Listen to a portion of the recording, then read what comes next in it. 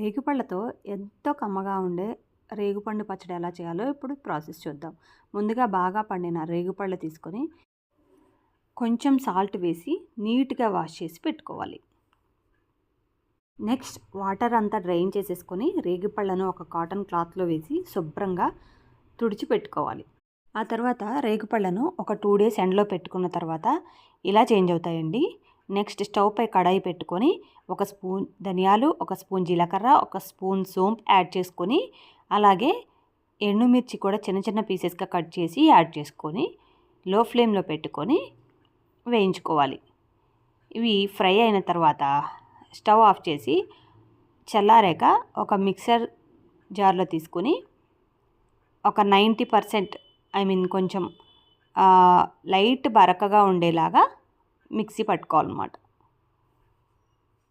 Next అదే కడాయిలో కేజీకి 1/2 kg బెల్లం తీసుకోవాలండి. నేను కేజీ కంటే తక్కువ రేగుపళ్ళు తీసుకున్నాను కాబట్టి కొంచెం తక్కువ బెల్లం తీసుకుంటున్నాను. ఇట్లా యాడ్ చేసుకొని ఒక 2 చిన్న గ్లాసెస్తో వాటర్ పోస్తున్నాను అనమాట. జస్ట్ పోసి బెల్లం కరిగిన తర్వాత స్టవ్ ఆఫ్ చేసి ఒకసారి బెల్లం వాటర్ స్ట్రెయిన్ చేసుకోండి. ఏమైనా నలకలు ఏమైనా ఉంటే పోతాయి కదా. ఆ తర్వాత మళ్ళీ ఒకసారి కడాయి క్లీన్ చేసుకొని ఆ పాకాన్ని ఆ బెల్లం వాటర్ని మళ్ళీ కడాయిలో పెట్టేసి ఇప్పుడు రేగుపళ్ళు వేసి కొంచెం సేపు ఉడకనివ్వాలండి. ఉడికిన తర్వాత ఎట్లా అవుతాయంటే మిడిల్లో ఈ రేగుపళ్ళు ఈ బెల్లం పాకాన్ని మొత్తాన్ని పీల్చుకొని రౌండ్గా మంచి షైనింగ్లో వస్తాయన్నమాట. ఇక్కడ నుంచి కంటిన్యూస్గా గరిటెతో తిప్పుతూనే ఉండాలండి. ఇలా తిప్పుతూ బెల్లం పాకం చిక్కగా అయ్యేంత వరకు తిప్పుతూ ఉండాలి.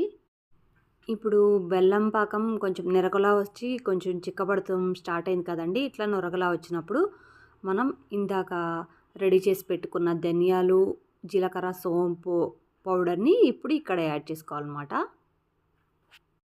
అలాగే నేను పాకంలోనే ఆల్రెడీ సాల్ట్ వేసేసానండి. సో ఇంకా కొంచెం ఘాటు ఇష్టపడే వాళ్ళు కారం కూడా 1 స్పూన్ యాడ్ చేసుకుంటే సరిపోతుంది. నెక్స్ట్ ఇట్లా బాగా చిక్కగా అయిన తర్వాత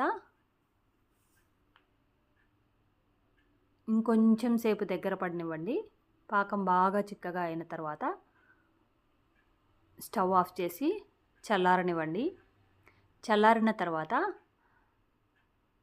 దీన్ని ఒక ఎయిర్ టైట్ కంటైనర్లో స్టోర్ చేసుకుంటే 2 months వరకు కూడా ఫ్రెష్గా ఉంటుందండి.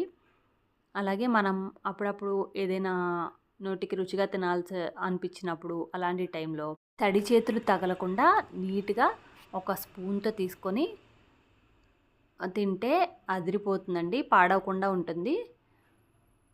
రేగుపండు వల్ల చాలా హెల్త్ బెనిఫిట్స్ కూడా ఉంటాయండి.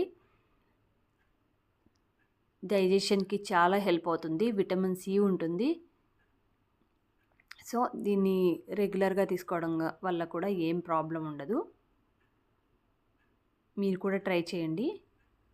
నా వీడియో కనుక మీకు నచ్చినట్లయితే please subscribe my channel. Thank you so much friends, and thanks for watching.